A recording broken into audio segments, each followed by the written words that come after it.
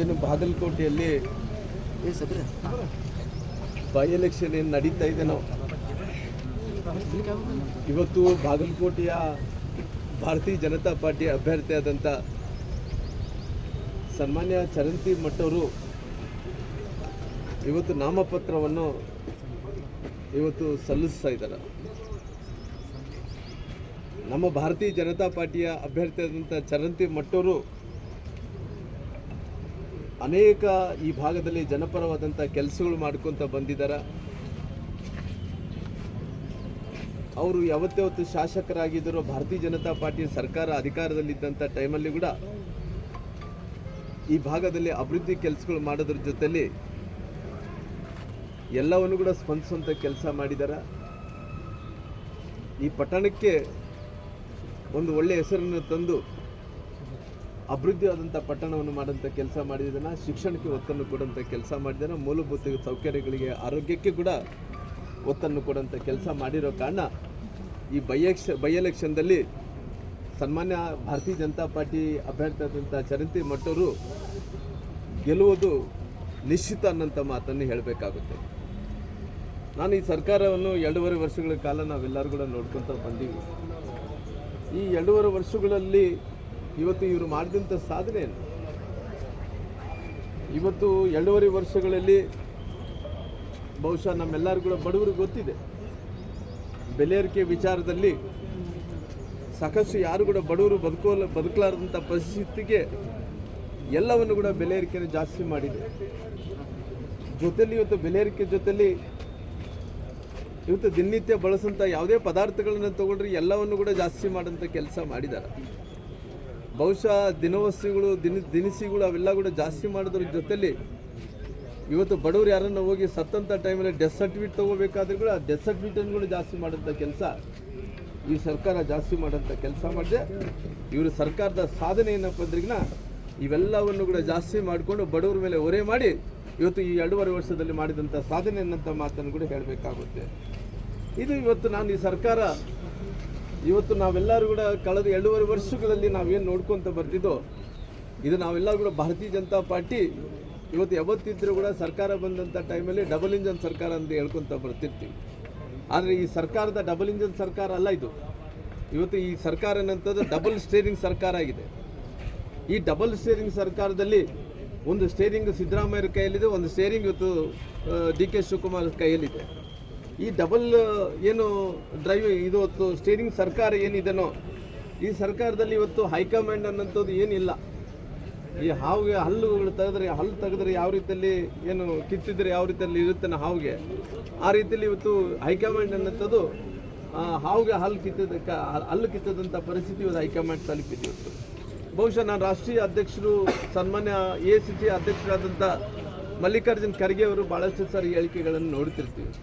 ಬಹುಶಃ ACC ಅಧ್ಯಕ್ಷರಾದ ನಂತರ ಇವತ್ತು ಇಡೀ ರಾಜ್ಯದಲ್ಲಿ ಇವತ್ತು ದೇಶದಲ್ಲಿದ್ದಂಥ ದಲಿತರನ್ನಂತೂ ಮರ್ತಿದ್ದಾರೆ. ಆದರೆ ಕೂಡ ಪರವಾಗಿಲ್ಲ, ಯಾವತ್ತನಾಗಲಿ ಆ ಹುದ್ದೆಗನಾಗಲಿ ಗೌರವ ಇರಬೇಕಾಗಿತ್ತಲ್ಲ. ಯಾವತ್ತನ ಮಾತಾಡಿದ್ರು ಕೂಡ ಅವ್ರು ಹೇಳೋದು ಒಂದೇ ಏನಂದ್ರಿಗಿನ ಯಾವುದೇ ತೀರ್ಮಾನವನ್ನು ತಗೊಳ್ಳಿ ಅದು ಹೈಕಮಾಂಡ್ ತೀರ್ಮಾನವನ್ನು ತಗೊಂತಿದ್ದ ಅನ್ನೋಂಥ ಮಾತು ಒಬ್ಬ ACC ಅಧ್ಯಕ್ಷರಾದ ಮಲ್ಲಿಕಾರ್ಜುನ್ ಖರ್ಗೆ ಅವರೇ ಈ ರೀತಿ ಹೇಳಿಕೆಯನ್ನು ಕೊಟ್ಟಂಥ ಟೈಮಲ್ಲಿ ಇವತ್ತು ಕಾಂಗ್ರೆಸ್ಸಿನ ಪರಿಸ್ಥಿತಿ ಏನು ಅನ್ನೋಂಥದ್ದು ಕೂಡ ಇವತ್ತು ಎಲ್ಲರೂ ಕೂಡ ಇವತ್ತು ಸಾಬೀತಾಗುವಂಥ ಕೆಲಸ ಕೂಡ ಆಗಿದೆ.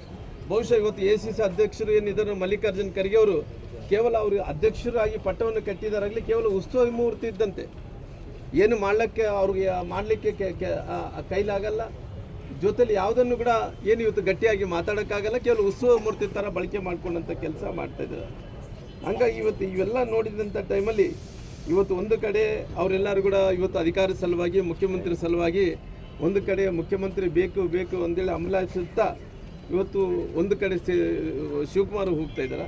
ಇಲ್ಲ ನಾನು ಮುಖ್ಯಮಂತ್ರಿ ಸ್ಥಾನವನ್ನು ಬಿಟ್ಕೊಡಲ್ಲ ಅಂದೇಳಿ ಇವತ್ತು ಅವರಿಬ್ಬರ ಮಧ್ಯೆ ಪೈಪೋಟಿ ಬಿದ್ದು ಇವತ್ತು ರಾಜ್ಯದಲ್ಲಿದ್ದಂಥ ಬೊಕ್ಕಸಕ್ಕಂದ್ರಿಗಿನ ಖಜಾನೆ ಅಂತ ಖಾಲಿ ಮಾಡಿಕೊಂಡು ಕುಂತಾರ.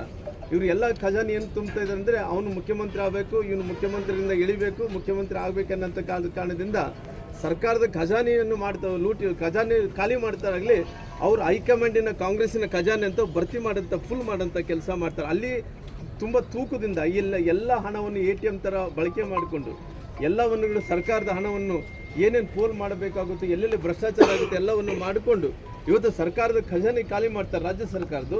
ಆ ಖಜಾನೆ ಎಲ್ಲಿ ತುಂಬ್ತಾರೆ ಅಂದರೆ ಹೈಕಮಾಂಡದಲ್ಲಿದ್ದಂಥ ಕಾಂಗ್ರೆಸ್ಸಿನ ಖಜಾನೆಯನ್ನು ತುಂಬುವಂಥ ಕೆಲಸ ಇವತ್ತು ಕಾಂಗ್ರೆಸ್ ನಾಯಕರು ಎಲ್ಲರೂ ಕೂಡ ಮಾಡ್ಕೊಳ್ತಾ ಬಂದಿದ್ದಾರೆ. ಇವತ್ತು ನಮ್ಮ ಬೈ ಎಲೆಕ್ಷನ್ ಕರ್ನಾಟಕ ರಾಜ್ಯದಲ್ಲಿ 2 ಬೈ ಎಲೆಕ್ಷನ್ ನಡೀತಾ ಇದ್ದಾವೆ.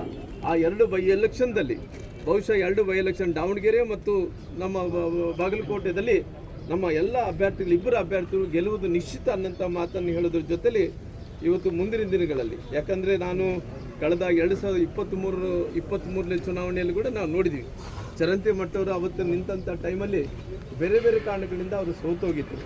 ಆದರೆ ಇವತ್ತು 2023ರಲ್ಲಿ ನಡೆದಂಥ ತಪ್ಪನ್ನು ಬಾಗಲಕೋಟೆ ಜನರು ಮಾಡಲ್ಲ ಅಂತೇಳಿ ನಾನು ತಿಳ್ಕೊಂಡಿದ್ದೀನಿ. ಯಾಕಂದರೆ ಇವತ್ತು ಎಲ್ಲ ವಿಚಾರಗಳನ್ನು ಕೂಡ ಗೊತ್ತಿರೋ ಕಾರಣ ಇವತ್ತು ಪುನಃ ಯಾವ ರೀತಿಯಲ್ಲಿ ಅಂದರೆ 2028ರಲ್ಲಿ ನಡೆಯುವಂಥ ಚುನಾವಣೆಗೆ ಇವತ್ತು ಬಾಗಲಕೋಟೆ ಚುನಾವಣೆಯನ್ನು ಉಪಚುನಾವಣೆ ನಡೀತಾ ದಿಕ್ಸೂಚಿ ಆಗುತ್ತೆ ಅನ್ನೋಂಥ ಮಾತನ್ನು ಕೂಡ ಹೇಳಬೇಕಾಗುತ್ತೆ. ಆ ರೀತಿಯಲ್ಲಿ ನಾನು ಮೊನ್ನೆ ಕೂಡ ಬಂದಂಥ ಟೈಮಲ್ಲಿ ಭಾಳಷ್ಟು ಸರಿ ಹೇಳಿದ್ದೀನಿ. ಇವತ್ತು ಬಾಗಲಕೋಟೆ ಜಿಲ್ಲೆ ಅಂದ ತಕ್ಷಣ ಇವತ್ತು ಕರಾವಳಿ ಪ್ರದೇಶದಲ್ಲಿ ಹಿಂದುತ್ವಕ್ಕೆ ಯಾವ ರೀತಿಯಲ್ಲಿ ಗೌರವ ಇದೆಯೋ, ಯಾವ ರೀತಿಯಲ್ಲಿ ಹಿಂದುತ್ವವಾದಂಥ ಕಾರ್ಯಕರ್ತರು ಇದ್ದಾರೋ, ಈ ಬಾಗಲಕೋಟೆ ಜಿಲ್ಲೆಯಲ್ಲಿ ಕೂಡ ಇವತ್ತು ಎಲ್ಲ ಪರವಾದಂಥ ಹಿಂದುತ್ವ ಪರವಾದಂಥ ಎಲ್ಲ ಕಾರ್ಯಕರ್ತರು ಇರೋ ಕಾರಣ ಇವತ್ತು ಈ ಬಾರಿ ಬಾಗಲಕೋಟೆಯಲ್ಲಿ ಭಗವಧ್ವಜ ಇವತ್ತು ಬಾಗಲಕೋಟೆಯಲ್ಲಿ ಹಾರುತ್ತೆ ಅನ್ನೋಂಥ ಮಾತನ್ನು ಕೂಡ ನಾನು ಹೇಳಬೇಕಾಗುತ್ತೆ.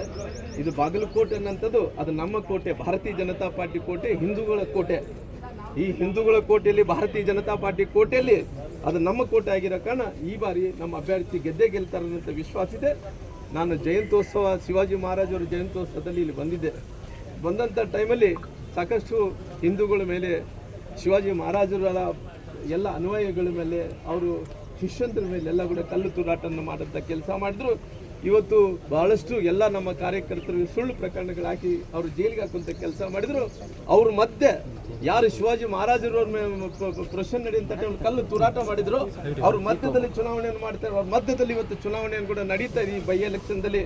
ಹಂಗಾಗಿ ಈ ಚುನಾವಣೆಯಲ್ಲಿ ಕಾಂಗ್ರೆಸ್ಗೆ ಇವತ್ತು ತಕ್ಕ ಪಾಠವನ್ನು ಕೂಡ ಕಲಿಸುವಂಥ ಕೆಲಸ ಮಾಡ್ತಾರೆ. ಸರ್, ಈಗ ನೀವು ಈ 4 ಚುನಾವಣೆ ಆಗಿದೆ, ನಿಮ್ಮ